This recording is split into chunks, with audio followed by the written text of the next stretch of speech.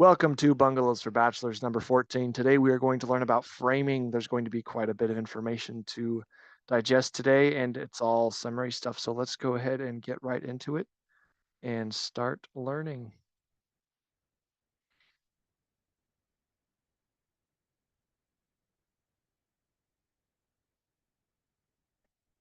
All right, so we are in phase 3, learning about the building enclosure. Last time we learned about foundations, and today we have a foundation. We got a finished slab. We have a finished stem wall, whatever it may be. We're going to approach the job site ready to start putting some wood together. And that's where we're at. So let's talk about framing. What is framing? Framing is essentially creating the structure itself. This is the part that takes the house or takes the property from looking like it has no house to taking the property to a point where it looks like it has a house. So, and the left image is just a general house image. I mean, what you see there is all the sticks assembled to create the bones and the body of the house, and some sheathing panels, of course, on the outside. The photo on the right is a patio cover that I helped an owner build over in San Antonio, and it's showing you a combination of wood types to create the structure. Some of the structure was cedar. It was exposed and it was designed to be part of the load bearing system. And the rest of the bones were all covered up by finishing materials of other kinds. So different kinds of wood there, but those are both examples of framing. This is where you're going to take the wood, stacks and piles, and you're going to start nailing it all, cutting it all, and building something that is going to be recognizable as a house. So what types of framing are there? Well, the most common framing that everybody knows of when they think of framing is light frame residential construction, also known as stick framing. This is most of the time referring to, not cords, that's the wrong word. Units of lumber is what those are referred to, big bundles that have been stacked up neatly and banded together from the lumber mills. And all these stacks are delivered on a site in the quantities that are needed. They are hand cut and nailed together and assembled into a house. This is usually 2x material, mostly 2x4s, 2x6s, 2x8s, all the way up to 2x12s occasionally. And then of course some engineered materials thrown in there. This is cut and stack. This is build it on the spot kind of work. If you have dimensions that are kind of varying, you can work with your varying foundation maybe and kind of change things as you go. That is one method. Another method of house building is where you're in the prefab world. So the most common form of prefab stick framing related kind of things is going to be roof trusses or floor trusses. And those are going to be where a engineer or a truss manufacturer is going to have the design of your house. They're going to know how wide your house is and what shape of the roof you have. And they are going to essentially manufacture a bunch of trusses specifically to fit your house in a certain layout to support certain weights with certain spans. And they're going to make a system that's going to be manufactured on their floors and then shipped out on a big truck so that it can just be picked up and set on your house, and you've got a ceiling and a roof if you're doing roof trusses, or you have an entire floor system if you're doing floor trusses.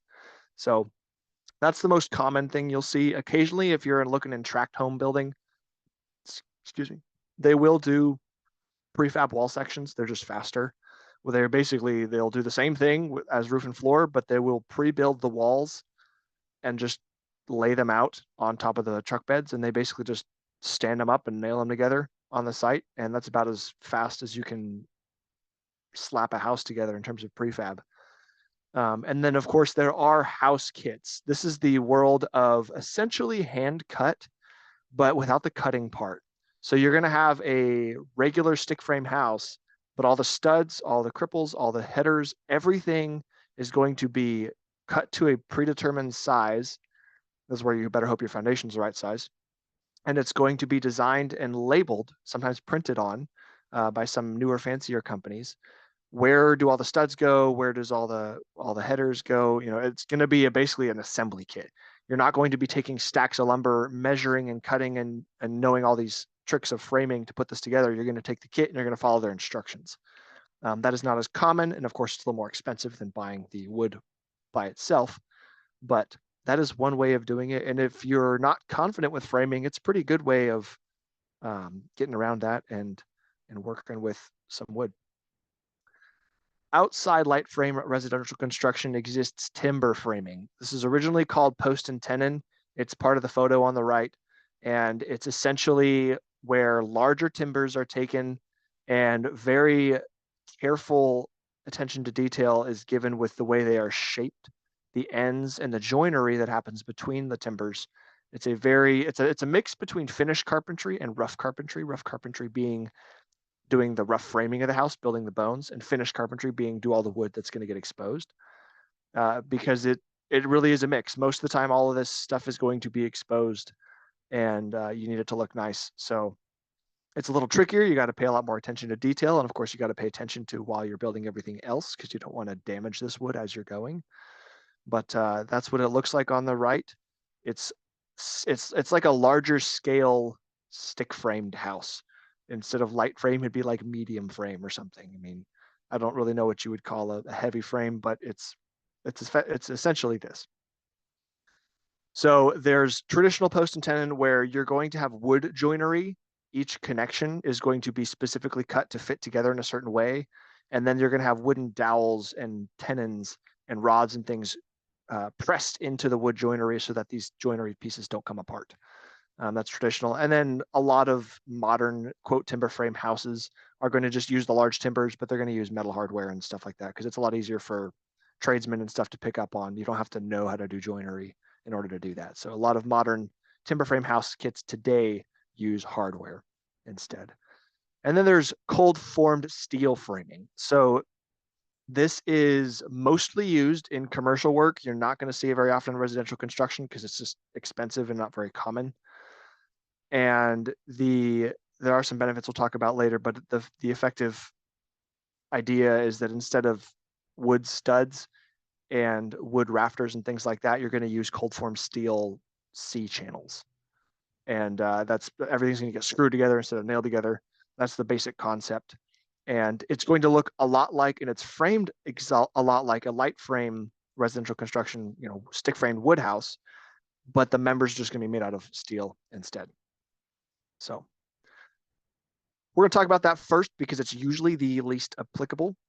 Some benefits of using cold formed steel framing instead of wood framing is going to last longer. Basically, you're going to get a fireproof, mold proof, and a long lasting house by using materials that don't rot effectively. I mean, steel can rust, but usually that's not an issue, and it's not a structural issue anyway. So that is one reason. And the result of that is basically going to get you lower insurance premiums. A house that's been steel framed is not going to cost the same to an insurance company just because if there's a fire, the structure is not going to be damaged, most likely.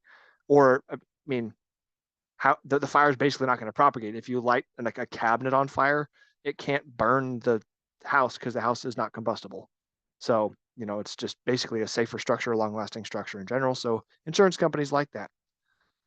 And then you're going to get a system effect for structural safety. And the system effect is where you are building a structural system out of lots of little pieces. And the little pieces are going to connect to each other all in a bunch of different ways. And what that does is it effectively makes the whole system stronger than any of the individual components combined. So if you had 2 + 2 + 2 and you had a system effect, you'd have a strength of 8 instead of a strength of 6. So just because the way the twos are connected to each other, for example, you'd get a stronger overall effect. And that's partly what makes houses so safe these days is the system effect. And then the materials themselves are generally going to be lighter to transport. The C channels of the steel sheet metal, the way they're pressed and shaped, and depending on the gauge they're going to be lighter than most wood materials. So it's going to be a little bit easier on the labor to install those things. Some of the drawbacks of using cold form steel are that it is more expensive in general to get the materials, and the labor is going to be more expensive in general because it's less available. Less people know how to do this. So it's going to be harder to find and just drive up the price. So one of the things that's sort of complicated about the materials side is because this is not normally used in residential work, you are competing with commercial markets, and commercial markets have a lot more money in them and they move a lot faster. You're competing for the same materials effectively. So if it's a crazy booming commercial market, then you're going to have a hard time getting your hands on basically somebody to, the steel manufacturers look at it this way. They can produce steel for certain projects, and most of the commercial projects are going to be multi-$100,000, maybe $1 million projects, gas stations, things like that. And that's where the money is. So when Joe Schmo wants to come along and build his cold form steel house, his project is going to provide maybe $80,000 to $100,000 of product. So it's going to be harder to get that product in when you're competing against the commercial market. And then one of the other things that's going to be kind of a pain, if you're in an extreme temperature environment where the sun's out and it's hot, it will make this steel also very hot. So you got to be careful, wear gloves and not burn yourself. It's a little bit more complicated. You can't just step on everything like wood does. Wood does not get hot, doesn't get super cold, not a big deal. So past that, timber framing. So some of the benefits of timber framing are mostly aesthetic. You get to expose the structural elements that are those timbers, and usually they're selected from a very nice, attractive wood. They can be stained, and they're just beautiful to look at. I mean, I love seeing exposed structural elements, and lots of people do. So that's one of the main reasons someone will pick a timber framed house these days, because it's generally going to end up being more expensive than a regular stick framed house. And one of the other benefits are most of the time these days they're wrapped in a structural insulated panel layer. That is what SIPS stands for. And it's basically a sandwich, an ice cream sandwich of sheathing, insulation, rigid insulation, and more sheathing. And they just kind of go together like puzzle pieces. And what that usually does is it provides a continuous thermal break all the way around the structure. You wrap the timber frame in this stuff, and it keeps all the timber totally thermally isolated from the outside. It's a very good way of keeping all the stuff inside nice. So that's a good benefit as well. You're not going to get any cold spots in the wall because you have a thermal break where your stud is not insulating as well as your fiberglass insulation of the wall, stuff like that. Some of the drawbacks are going to be that the materials and labor also going to be more expensive, sort of depending on the scale. And most of the time, if these are bigger houses, it's going to be considerably more expensive because you can't pick up most of these timbers by hand. You're going to need equipment, and with equipment comes cost of equipment. So it is a little bit more expensive to build something like this, and a little more complicated. You got to have the right crew, which means you're just going to have less crews like this available, which means the labor is going to be more expensive because it's specialized. The detailing of the insulation and the wall assemblies is going to be a little more complicated too. You have to have somebody who has understood how these things are put together. The timbers themselves, for one thing, and then also how are you tying in all of the outside materials back into these timbers and connecting it on properly. So that's a little bit more complicated, which just complicates the labor. And the structural connections are vital due to loss of system effect. So like I said before, when you have a house built of a bunch of little tiny pieces, if there's one stud in your wall, for example, that's just got a big old knot in it and it's not contributing hardly any structural capacity to the load bearing capacity of the wall, because there's so many other studs next to it, that's not going to be a problem. It's a system effect. They all work together. When you have larger elements, those elements need to be better. They need to be more carefully paid attention to, more carefully connected to each other, because you're effectively, if you're building the same size house, you're going to have more concentrated loads and more stresses in certain areas. So it is something to pay attention to. And it still has a system effect because it's a lot of repetitive members, but it has less of a system effect than a regular stick house would. So of course, now there's light frame residential construction. This is effectively taking the sticks, the 2x4s, the 2x8s, all those things, and slapping them together in closer spacings to produce assemblies of things that hold stuff up. The best thing about this is that the materials and labor are widely available, making it a very competitive market, which is usually going to try to bring prices down a little bit. And it's going to be easy to handle for a lot of homeowners, for a lot of people that want to do this. You don't need a crane to pick things up. You can pick things up by hand and build.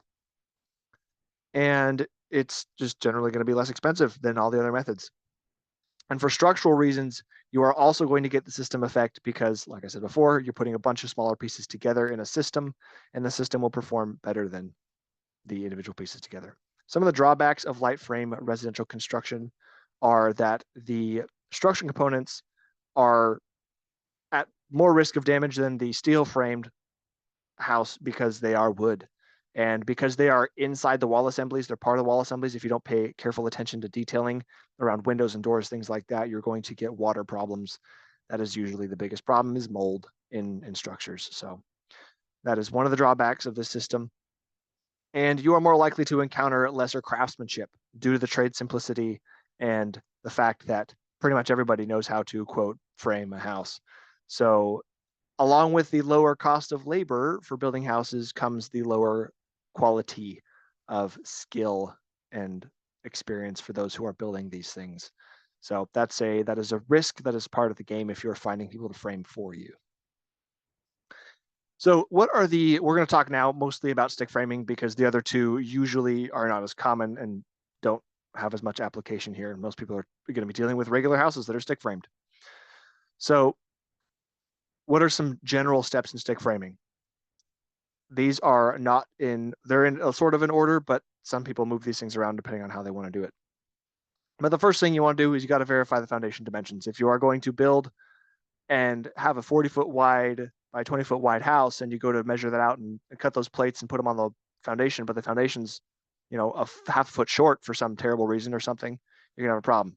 So you got to verify the foundation's going to fit your house, to make sure it's square. See if you have to adjust any framing from there. Once you got that done, you're going to want to straighten anchor bolts.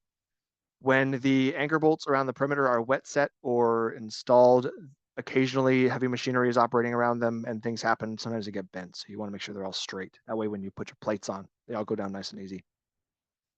You're going to want to make sure the foundation surface is clean, because if you install plates and things and walls on chunky objects that are left over, then you are not going to get a flat, straight, nice wall or thing like that. So you got to make sure it's clean. You want to verify the sole plate quantity. So this is sort of making sure that you have enough treated, usually if we're talking about concrete slab here, you have enough treated sole plate or bottom plate stock in your stack of lumber so that when you scatter all these plates around the foundation, you have enough to detail all them out and do all of your work there. If you don't have enough of those, then you pretty much can't do anything past that. You're going to want to snap your lines after that. So the snapping is what's shown in the picture here. The red chalk that you see on the foundation is the snapped lines. So you can tell some of the walls are 2x6 walls. They're a little bit wider for plumbing. Some of the walls are 2x4 walls, and they've basically taken all the measurements from the architectural plan and pulled them out onto the concrete itself so you can see where the walls are going. And that helps when you are aligning things, and it gives you effectively direction where to put the walls themselves. So if you just snap correctly and you just rely on your lines, you're good to go. Plating and detailing is what you're going to do after that. So that's where you're going to know where all your walls are going, and the plates are the top plate and the bottom plate. They're going to go together, and you're going to mark them together with the stud patterns, any openings or special things like that on basically where all these studs are going to get nailed to these plates and how are the walls going to be constructed. So you do all of this in combination with dimensions and information from the architectural plan to know where all these openings are going to go, and you start plating and detailing all these things. Once you have all that done, then you're just going to assemble the walls based on the details that you wrote out and drew on your plates. So you're going to bring all the studs in, all the headers. You're going to start building the walls, lifting them up. And sometimes this is a good time to put some sheathing on as well, so you can establish a nice square plumb structure as you go. That kind of depends. People like to put sheathing on in different places sometimes. So that's where the walls are going to get up. And then if you have a second floor, you're going to need a stairway, of course. And if you don't, then you're just going to move on to beam installations. You're going to start, you got all your walls up. It's not really written in here, but part of putting up walls is plumbing and lining them, making sure that they are vertical, that they are straight, that they're all correct. That's going to be done with a bunch of wood bracing, string line, things like that. Once those are all up and in place, your walls are basically done.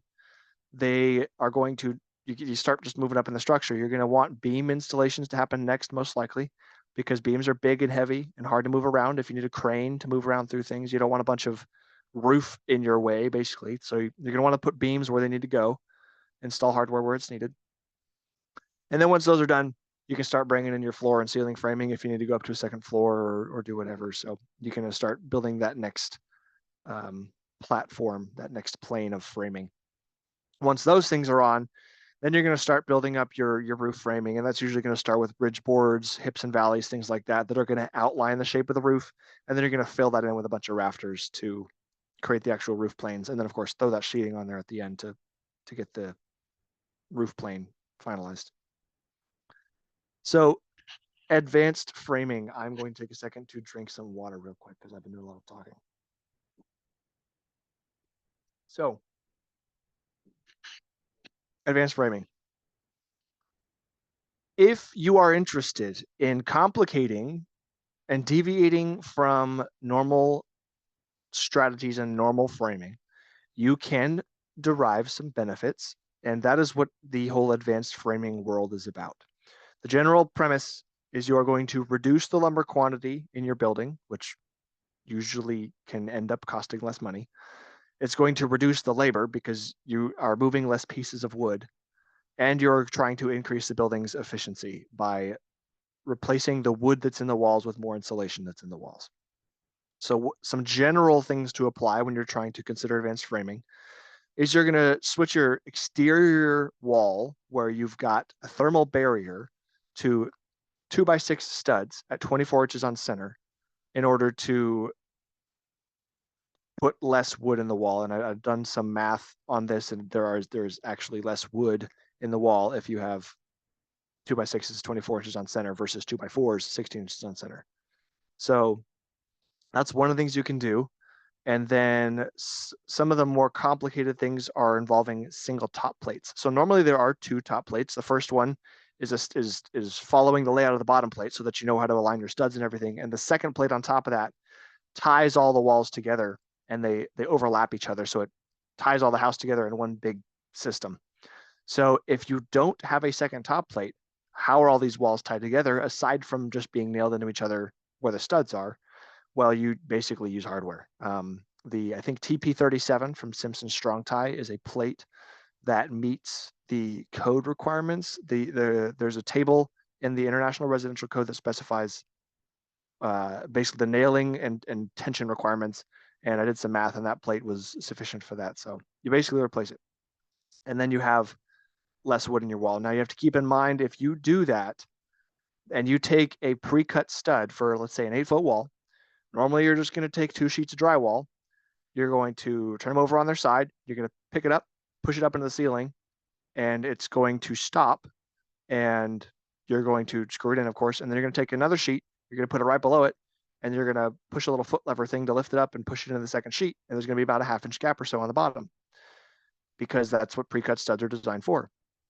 Same thing on the outside of a house. If you put an 8-foot sheet of sheathing on a regular 8-foot wall with 8-foot pre-cut studs, the wall is going to end up just a little bit tall of that sheeting, and that's what it's designed for. If you remove one of the top plates, all of that is going to change. You're now going to have to rip every sheet of drywall down by maybe an inch, inch and a half, because it won't fit. 2 sheets won't fit in that height if you're doing an 8-foot wall. So it's something to keep in mind. It can affect other processes in the house that are normally designed to go a little faster. So sometimes, a lot of times, I don't see this. In fact, I don't think I've ever seen this in person in all the houses I've seen built. So it's not common because of all the complications.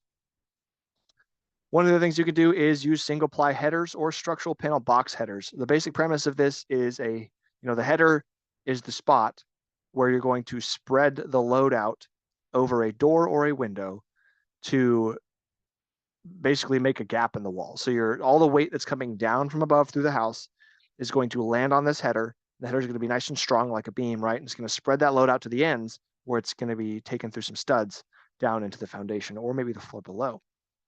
So you need to keep in mind that since these are load bearing, they are important. So one of the images shown here in the right side is a structural panel box header.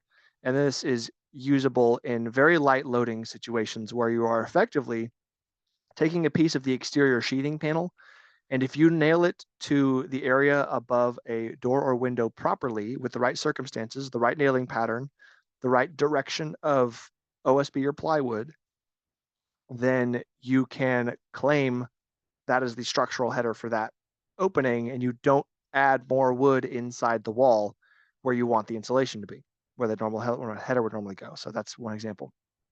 One of the things that you can do is California corner. It's just there are many ways of building up a corner where one wall joins another wall. Frequently, it's just two full height stud with some blocks thrown in between, and they just kind of nail it up together. Sometimes it's three full height studs if they're just kind of being lazy and just chunk it all together. But a California corner is effectively where you use two studs and you turn one 90 degrees off where you think it might be, so it basically creates more room in the wall for insulation. The Moving on, the exterior dimensions. When you are this is a very tricky one if you are not in control of the design process of the house. If you are, then this is something you ought to tell your designer or yourself if you are trying to design the house. If you keep the exterior dimensions set to increments of 2 feet, you're going to end up reducing a sort of marginal amount of wasted material, but there is some wasted material that comes with, oh, my exterior wall distance was 11 feet 2 inches. Well, you're going to end up with a wasted sheet of OSB or whatever when you're done. So, that is one thing that can reduce costs if you keep those framed dimensions to 2 foot increments. It's also going to help you with all the stud layout stuff because it's all designed for, if you're doing 2x6 studs at 24 inches on center, that's 2 feet. So if I got a 20-foot wide wall, then my stud pattern is, I need more water.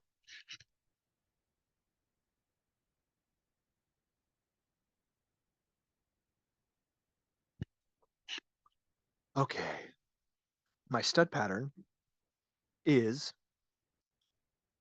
centered from both sides. So if I'm placing a bunch of sheets on it and my sheets are 4 feet wide, 8 feet tall, then boom, I use a bunch of full sheets and I'm good to go. Or I use maybe half a sheet because I got the 2 foot offset. But everything's going to line up. You don't have to remember, oh, which way did I start my 16-inch on center layout from? Which side of the wall do I want to start my sheets on? That's not a problem because it's all centered. And then interior partitions, which are basically just walls, they are the dividing spaces. They are aligned with pre-existing stud layout. So like I said before, if I have a 20-foot by 20-foot building, I know that my studs, if they're 24 inches on center, they're going to follow the same pattern all the way around the building. And there's going to be a predetermined, before there were any interior walls, I'm going to have this 24-inch on center stud layout in order to reduce the amount of wood in my structure. So if I add a partition that needs to tie into an exterior wall, then there's going to be more studs in that exterior wall in order just to properly connect to that wall structurally. So if I know where that's going to be, and it works for me architecturally to move this wall around and it's not a big deal, then I want to shift the wall so that if I'm building up a C channel in the exterior wall to tie to my interior wall, then one of those studs is going to be pulled off of the existing stud layout that's already in my wall. And I'll go into more detail on all this stuff later, but this is just one more way to remove the number of studs that you're putting in your walls. And the same, excuse me, the same is true for windows and doors.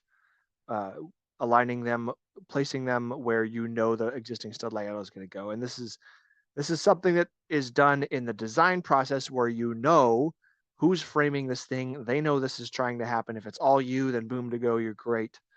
Boom to go. Boom, you're good to go. You're set. You're fine. But if this is not properly communicated downstream, it all doesn't matter. Nothing matters because if the framer just picks a layout and goes with it, then yeah, it's probably not going to happen. So those are some of the parts of advanced framing. Let's talk a little bit about sheathing here. So the sheathing is extremely important to the structure of the house. The bones of the house, all the sticks and wood, are designed to resist lateral loads, gravity. Sorry, not lateral loads. It's designed to resist gravity loads, vertical loads. The earth is trying to pull the house down into itself and down into the foundation. So those loads must be resisted with sufficient members. That is most of the sticks and bones of the house. The sheathing of the house keeps the house from moving laterally on the earth. And when the earth moves laterally, the house is rigid and does not shake and collapse by failing in that way. So a wall will give the same lateral support to a, let's say, single story house. If the ground shakes around side to side, not up and down, if it shakes around side to side, the wall sheathing is going to prevent those walls from racking. If you have a two-story house and the same thing happens, the floor sheathing is going to act the same way, excuse me, but it's going to act horizontally instead. So you basically think about the floor sheathing as a big diaphragm, a big, strong, stiff diaphragm that's going to make everything that happens on the floor above it translate down to the walls below it in one big, stiff way. So that is important to keep in mind. You do want your floor to be just as properly connected as your walls. So what are some of the sheets that people use for sheathing? On the top right, what you're looking at is plywood. Plywood is usually put together, depending on how thick it is, in four, maybe three, four, five, six plies of basically wood that is skinned off a tree, a rotating tree, and it is glued together and pressed, very similar to how many other engineered products are made. And it is a good product. It looks a lot nicer than oriented strand board, OSB, and it does a good job. But for a long time, it's been the go-to. Nowadays, OSB is being manufactured in better ways, and it is being used with better adhesives to produce better effects, and it's not nearly as unreliable, especially for name brands like Huber that produce Advantech or Zip System. The green wall that you see is the Zip System sheathing. It's coated in a waterproof layer, and it's manufactured in a way that produces a very consistent, very high quality sheathing product that can handle water. It can handle, damage. It's just very strong and very dimensionally consistent as well. You can buy commodity brands of OSB and plywood from places like Home Depot, Lowe's, stuff like that, that are just kind of not as popular brands or nothing that's really that special. And you will get what you pay for. Effectively, the lesser expensive products are going to be less dimensionally stable, and they are going to be generally lesser quality adhesives in them and things like that. So water causing delamination, stuff like that, is more of a risk. So other than OSB, well, actually, there's plywood and OSB. Those are pretty much the two products. OSB is more common because it is less expensive and like just a better process. You don't need a big tree to cut it out and make it. You can use a bunch of small trees cut up into chips. So the yellow stuff that you see on the floor in the bottom right photo is called, I believe it's called X Factor. Yeah, Advantex X Factor. It is a usually 3/4 or a 1 1/8 inch thick subfloor product that goes on top of your floor joists and glues down, and always tongue and groove to create a good um, panel system. And it's yellow because it's just like the Zip System, it's coated. It is coated with a waterproof barrier. And you might ask, wow, that's sort of extra. Once I get the house waterproof, why does the floor need to be waterproof? Well, I mean, first of all, people spill things, so it's always a good idea for that to be waterproof. But also, while you are building the house and it rains, when you're building a house nice and flat, the water's probably going to pool and build up on your floor layer. So if you don't have a well protected system, then you're at risk of other problems. And so it's just one extra good product that's out there. Of course, it's more expensive, but you kind of get what you pay for. But that's what it is. That's why it's yellow. Now, normal sizes of sheathing products for walls and roofs is going to be 7/16 inch, 1/2 inch, 5/8 inch. You're usually not going to see more than 7/16 on a wall. In Texas, at least, if you are in areas with earthquakes and things like that, you're going to start to see the sheathing size go up because your walls are going to need a lot more structural support in terms of lateral movement. And floor sheathing is usually 3/4 inch and 1 1/8 inch thick products. When you are looking at selecting a sheathing, if you want to buy maybe an off-brand or something, or you're just not sure if you can use it to hold up a certain weight or something like that, they all have a span rating on it. And the first number in the span rating is the rating for use on a roof. If you're going to put the sheathing on a roof, you can go 24 inch on center supports. If you're putting it on a floor, you can go 16 inch on center supports. And basically that's just accounting for the anticipated use. So when you're on a roof, it's just going to be used less. It's going to hold less weight over time. Not a big deal. If it's part of a floor, you're going to put pianos on it. You're going to put couches on it. Your people are going to be on it. It's just going to be loaded more. So you need more support. But that's what the span rating is for. I'm going to run through this list real quick. At the end of this house process, I'm going to go back into a bunch of framing explanation, and I will give more explanation to these things. But starting with the walls, you're going to have the bottom plate and the top plate. You're going to have studs in between those. Types of studs are king studs, jack studs, cripple studs, balloon studs. Balloon studs are for tall walls that need to go up, usually around stairwells, things like that. King studs are full height studs, effectively, just a regular stud. And jack studs are going to be a little bit shorter. They're going to hold up the headers. And cripple studs are going to go up above and below headers and sills, things like that. So, oh, I put jack in there twice. Great. Fire blocking is another type of frame member that you're going to see a lot of places. If depending on where you are building, if you have a wall taller than 8 foot, you're going to need to add fire blocking to that wall, and that prevents walls from traveling up in stud cavities higher than, if you just let it go way up, it's just going to burn the building up quicker. So it's designed to slow the fire in a building and let people get out. You're going to need temporary bracing, which is usually just 2x4s that are 16 feet, 20 feet long, stuff like that. It's just big, long braces to hold walls up, keep things nice and stiff while you're building it. Leaden bracing is just like temporary bracing. It's for lateral bracing to keep things from moving around, but it's designed to be permanently let into the wall. It's usually a 1x4 if you're in a 2x4 wall. And if you're a 2x6 wall, you're probably going to put a full 2x4 in there. And that keeps it gives the wall lateral strength. These are usually what's added if you need more lateral strength on the interior walls of a house. Unless you need crazy stuff, you're not going to add OSB or plywood products inside a house because it makes it kind of annoying to build and plumb and do other stuff. So most time, lead and braces. Solid sawn posts, they're exactly what you think. 4x4s, 6x6s, 8x8s, big chunks of wood. Built up posts are structural posts that are designed to be easy to make. So if I have a big beam sitting on a wall, I'm going to have someone, if an engineer might specify a triple 2x6 stud. That's a post, effectively, holding up the load from the beam, but you just put 3 studs together and boom, you're good to go. Hardware is a whole other thing. We're going to talk about hardware in a little bit for connecting everything together. Drywall backing is another reason to add. If you have a ceiling and your drywall effectively on all perimeters needs to be nailed down. So if your sheetrock ends against a wall where there's nothing to nail it to, that's a problem. So you got to add basically drywall backing in so that you have places to nail all your sheetrock off. The stair stringers are going to be the diagonal guys that basically you're cutting out your stair shape into those. They're doing most of the load bearing work for your stairway. Stair treads is going to be the flat part that you step on. The stair riser is the part that you can kick with your toe. Railing blocking is going to go, if you're a good builder, you're going to put it in where the railing is going to attach to the wall for the stairwell. Floor joists are any 2x12s, 2x10s, or wooden eye joists, things like that, that are going to be spanning and creating the floor system for you to step on. That's the structural members.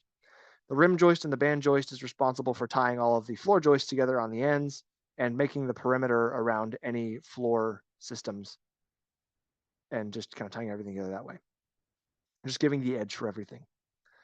And ceiling joists are a lot like floor joists, except they're just meant to hold up ceiling weight. So it's just going to, sheetrock's going to get nailed up to it. There's no floor or anything on top of it.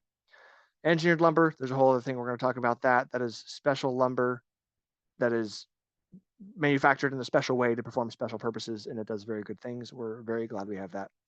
Pressure blocks.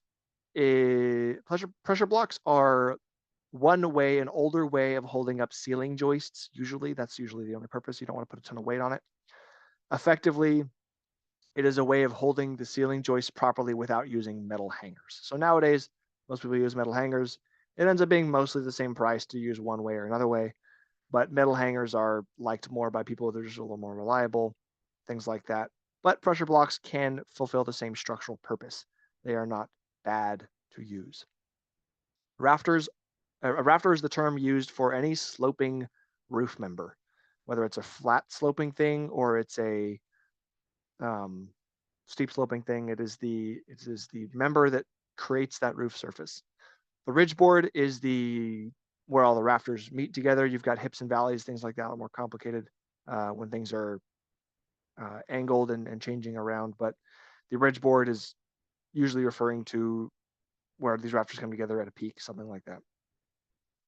Soffit ledger is usually where if your roof overhangs a wall, you're going to need to frame the overhang back into the wall. And usually the fastest way to do that is to take a 2x4 of some kind and use it as a ledger, which means you're going to nail it horizontally and flat to the wall in a bunch of different places. And then all your framing is going to come into that. It's just a good way to give backing for soffit material. And it's just a good structural way of tying more stuff together. Just so it's all about system effect stuff.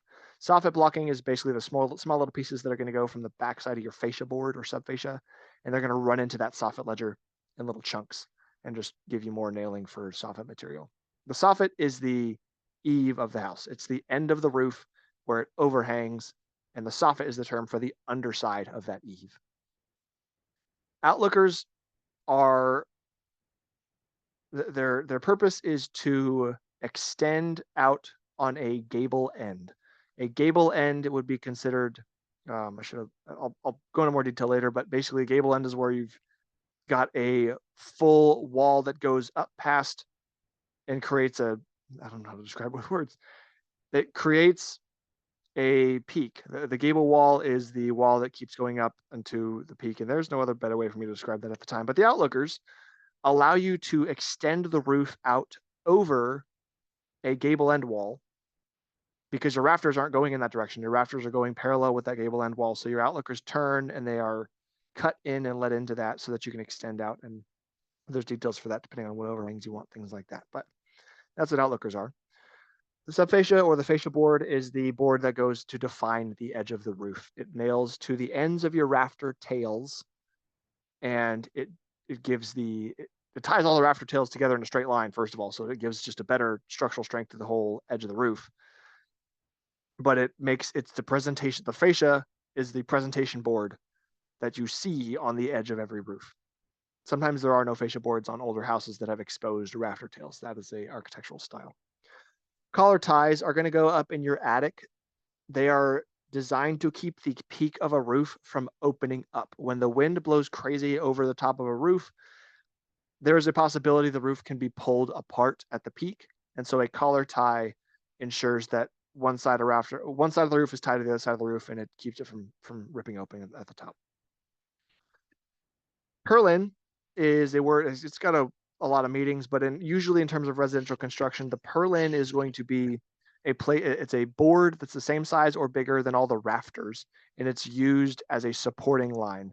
So if I have a bunch of 2x6 rafters that are spanning 20 feet from the bottom of the wall up to the ridge board, and I can't do that, I can't span 20 feet horizontally with a 2x6, so I need to support them somewhere in the middle. And to support them, I'm going to take a purlin and I'm going to run it across all these rafters on the underside, nail it to them, and use a purlin brace to support the purlin down to walls, beams, whatever may be holding up that extra roof weight and supporting it. And a gable end brace is used on a gable end wall when you need to keep the gable end wall from buckling in at the joint in the top plates. I could talk about more about that later, but it keeps the gable end wall stable. And a ceiling joist brace is usually just thrown across ceiling spans on the top midway to keep the on-center spacing correct and just to add a little more rigidity to the system.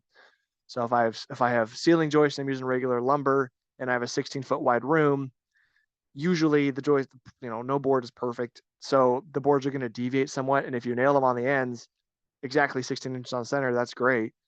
But if there's nothing keeping them from staying 16 inches on center in the middle, that becomes difficult for the drywallers. So you basically put a board on top across all of them, and you have a layout 16 inches on center on it, and you just nail it down and keep it all nice and stiff and straight. So that's what those things are. Engineered lumber. The first thing most people use for engineered lumber is used for, or commonly known for, is beams. The first type of lumber is LVL, laminated veneer lumber. It is the top left photo, and it basically looks like plywood. The plies are a little bit thicker and a little bit tighter glued together. And it's basically like any 2x lumber, except it's made like plywood. So you're going to order it in all of the widths are, well, not all of them. Most of the widths are 1 3/4 if you're going to be using individual plies. They do make them bigger, kind of like those bottom center photo beams. Like they do make them in bigger chunks, but usually they're 1 3/4 inches thick. And you can order them anywhere from like 5.5 inches tall to like 24 inches tall. So because it's an engineered product, You can make it, that's why they have such a wide range of sizes. And you can order them usually, depending on the supplier, up to, I believe, 48 feet in length. So good luck finding a board that's a regular piece of board that's 48 feet long, that it's not crazy warped or whatever. This is why engineered products are fantastic, is you can buy these and they will be straight. So in crazy beam situations, LVL is a good choice. It's very popular because you can create a very strong big beam by installing one of these at a time and screwing, gluing, or bolting these together and creating one beam system. So they're easier to install, which is why they're somewhat the favorite. Parallel strand lumber, this is much less used, at least in most of the construction I've seen, because it's just not as commonly ordered. It's got a fancy texture to it in that they took all the strands, kind of like an OSB product, but they aligned them all in the same direction. And the resulting product of that looks like almost a natural wood product. It can be left open and exposed and stained, so it doesn't look terrible, but it's basically a raw engineered lumber product that doesn't look terrible, that can be stained and look decent. But they make it in a bunch of different sizes as well. Laminated strand lumber is another common one used very widely in tract home builders, people who are developing lots of houses at once. It is effectively like an OSB product where you have lots of little chips of wood that are pressed together, but they're made much thicker. Um, that's pretty much it. It's the bottom right photo. Looks like OSB, just super thick. And then there's glue laminated beams. So these are probably one of the oldest types of engineered lumber, because back in the day, if they needed a super big beam, they would just take a bunch of 2x4s and glue them together on the job site and create one big chunk of wood effectively. And of course, it's not rated for anything special. It's not been engineered. Who knows how strong it actually is, but it's a big chunk of wood and it's probably good enough. So nowadays, they are there's very specific design parameters, manufacturing parameters. These are very, very carefully made. The center of the beam that experiences less stress is usually a lesser quality wood to keep it more affordable, and the edges of the beam, the top and the bottom, are built with a higher quality wood to be more perfect because they're more stressed. Glulam beams are also the only type of beam that have camber built into them. Camber is the term given for effectively like a bow. So if you were to take a 2x4 and stand on it, your weight will make it bow down. Well, glulam beams are usually used in large span situations with a lot of weight. And when you add a lot of weight to a beam, it will deflect, it will bow down. Things that bow down when they're finished with drywall, if it bows down, it's not going to look nice. So what they do is they manufacture an upward bow called camber into these beams as they make them, so that when you're over really big spans with really big weights and you build the house and everything's loaded at the final end of the day, you end up with an almost straight line. A good engineer is going to be able to basically design and pick out a glue lam that's going to be just the right size, so he can tell you approximately under which loading circumstances you're going to get a straight beam, because the camber is consistent over how they're made in there. It's based on their length. So that is glue lam beams. In the bottom left, what you're looking at is a wooden eye joist. There are many manufacturers that make these. Well, there's a few manufacturers that make these, but the basic premise is this product replaced using 2x12s and 2x10s as your floor joists. It is more dimensionally consistent. I'll talk about the benefits of engineered lumber in a second, but it's lighter, easier to use, just a better product. So that's what it looks like. And these, of course, can be made up to I think 48-foot lengths, potentially longer. Kind of just depends on where they need it and who's making it. And studs actually can be replaced. They make engineered studs as well as, I mean, you could use plate, bottom plate, top plate, all of that 2x4, 2x6 size material. They do also make that in engineered material. Usually it's LVL or LSL. Those are the selections.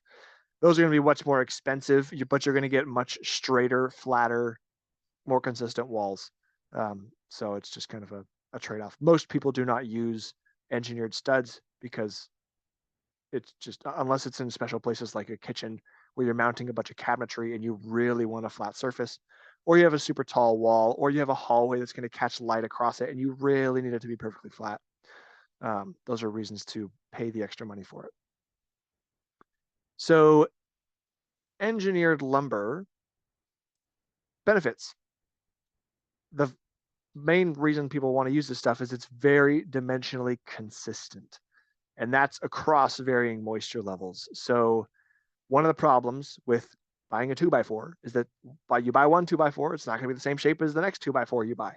So sometimes when you're framing, you have to make modifications and cuts and trims, and you have to modify things as you're building and straighten things as you're building so that they end up straight. So engineered lumber is going to naturally be a more perfect product because it's been manufactured by a process that's designed to make it exactly straight. So that's a very nice thing to have. The strength to weight ratio is much better for engineered materials. If I have a 2x10 that's lumber and I have a 2x10 ish size that's LVL, I'm going to get more strength out of that material than the lumber. And you might ask, well, how is that possible? They're both made out of tree. And the short answer is, when you're an engineer and you're designing for lumber, lumber naturally has knots, it has imperfections in it. So there are factors introduced that basically allow you to factor those things in so you consider less strength. And engineered materials, because they're manufactured, they're tested, they're made a certain way, they can claim higher strengths because they know at the end of the day there's going to be less imperfections because they're making it and they know what it's like, what it can do. They do strength test regular lumber as well in grades, but it's not quite at the um, same consistency, same consistent product. Another benefit of engineered material is the wide variety of sizes. This basically allows you to do super tall walls or do super long span beams that are nice and straight, things like that. Things that you just could not do easily with commodity lumber. And another benefit is that it doesn't require old growth logging. So most of the products can be made out of small trees, which is just a huge advantage for keeping old growth forests and also keeping the expense of logging those down, which makes you afford fancier materials easier. If you are not paying for huge crazy trees, it's going to be a lot less expensive in general. And of course, for tree huggers, they'll like big trees. You can be happy because big trees aren't being cut down, at least for this process. Drawbacks are water damage can be more severe than regular lumber simply because these these products are made with adhesives that are designed to not get wet. They can get wet and they are designed to withstand it to some extent. But if you let wood get wet and dry out, natural wood just gets wet, dries out, gets wet, dries out, gets wet, dries out. It can do that for a very long period of time before there's any actual problems. If you do the same thing with engineered materials, there is a risk that they're going to be at more risk of damage from that. And of course, the main drawback of engineered materials like this beautiful stairwell built entirely out of engineered material is it was probably expensive as all heck to have that many engineered studs in there and all that stuff. So it can be quite expensive, but if someone's willing to pay for the level of product, then you're good to go. Framing hardware. So when you're framing, you got to put stuff together somehow with some hardware. So we're going to talk about that a little bit. The first thing you're going to see when you show up on a foundation is the anchor bolts. So those are usually set either wet set or they're wedges that have been smacked into holes that have been drilled, or you drill a hole and you're going to use a concrete screw um, to screw down the bottom plate to the foundation, stuff like that. So the far left picture is a J hook anchor bolt. There are S hooks that have a little bit more pull-out resistance. Most of the stuff in light lateral loading is just going to require J hooks and things like that. Most of the anchoring that happens to the foundation is there because wind tries to blow houses sideways. Excuse me. And earthquakes try to do the same thing. So it's kind of silly to think about, well, why do I need to anchor my walls down? Because it's going to be so heavy, it's not possibly going to ever move. Well, it could, basically, is the short answer. So you anchor it down. Nails are going to be the main, I think my headset's low battery. I got to make sure that's not a problem. So nails are going to be the main tool to assemble all of this wood. Nails are more of a ductile metal than screws. So they are going to be more forgiving. If problems in the house arise, things are shaken, things are loaded how they're not supposed to be, the nails are just going to yield and they're going to bend. They're not going to snap and everything's going to fall down on you.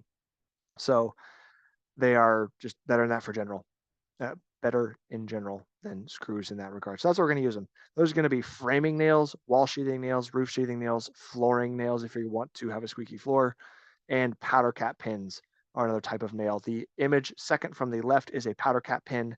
That is used out of a powder cap gun that will fire a very, very, very hardened nail into concrete to anchor interior walls down to the concrete. If you have a slab foundation, that's what they're going to use. If you have a wood foundation, you got a wood floor, so you're going to nail it down. But that's what those are for. Staples are usually only applied for sheathing in structural situations, and that's only for really when you don't want a structural capacity out of your sheathing, because staples don't have nearly the same shear capacity as nails. Screws are going to be used mostly for flooring, and not really much for much else, unless you have beams and big structural things that you want to use screws for. Um, People screw in hangers all the time. That's a bad idea. That's not what they're designed for. They're designed to be used with nails. So we don't use screws for that kind of stuff, unless it specifically calls out a structural screw on really big hangers, which is possible. So those are some of the reasons you would use screws. Simpson Strong Tie, I will mention their brand because they basically own all of the hardware that people are going to use to build houses. Um, the main thing you're going to deal with is hangers. There are different sizes of hangers. The bottom left photo is showing a beam hanger. I will show later how these things are selected. The bottom right photo is showing a joist hanger, just a smaller thing. Same idea, cheaper, holding less weight, less load capacity. If I go to strong tie hanger selector, this is where we'll talk about later on how to select hangers for different loadings. So you specify the thing that's holding the load, you specify the beam that's going to sit in the hanger, and then you specify how it's going to mount, what's the load on it, um, what type of wood are you using, because wood types matter, species have different densities. So you got to know what you're nailing here. You can specify all this stuff in here if there's angle, stuff like that. So we'll deal with this guy later when we're picking out hangers and stuff. But Simpson has this really cool app that's just, if they added this 3D thing, it's just so cool. So we will use that for picking out hangers. But got another warning of low battery. So if this stops, I'm going to have to do something else. Straps are basically just metal straps with a bunch of holes in it for nails. They're usually used to achieve tension or to anchor walls down when you need to. Hurricane ties are a commonly seen object. It's a little flat plate thing that basically ties the end of the rafter down to the wall, keeps the roof from being lifted off the walls of the house. It's a good thing to have, but sometimes it's not necessary. They also make post bases, caps. I mean, they make tons of stuff, but these are just examples. And then they do make, in the top right photo, you can see there's some of their decorative hardware lines where the hardware is designed to be exposed to look really pretty, usually used with outdoor pergolas, cedar, fancy stuff like that. And then there's hold downs, which are basically anchoring straps effectively, combined with other hardware that hold very important parts of the wall down to the foundation if you have special wind stuff going on. And extended understanding. There's a lot of information on YouTube about framing. So I recommend you pretty much just watch all of it, because there's so much stuff you can learn from just watching them do. They ask yourself, why did you install that piece of wood there? Whenever you see something like, oh, why is that there? Think about it. There's probably a reason it's there. They don't waste time putting wood in for nothing. It costs money. So you ought to watch the build show. You ought to watch Matt Bang's Wood. You ought to watch Awesome Framers. Watch the Framing Beast. The first three are mostly custom home related. Framing Beast is a tracked home guy who basically, he's a super, super fast framer. He builds very quickly, and it's really cool to watch him work. So that's him. And then, of course, there's a Spec House series by Essential Craftsman. You got episodes 39 through 40, 44 through 74, 76, 79, 85, and 89 that all talk about framing the Spec House, which is shown in the top right photo there. Well, the only photo on this page. That is going to conclude the summary of framing, and we will, of course, go into much more detail on framing after we get through this whole house series. But for now, that's all you need to know. So start learning, and that'll be the end of this. Thank you for watching Bungalows for Bachelors.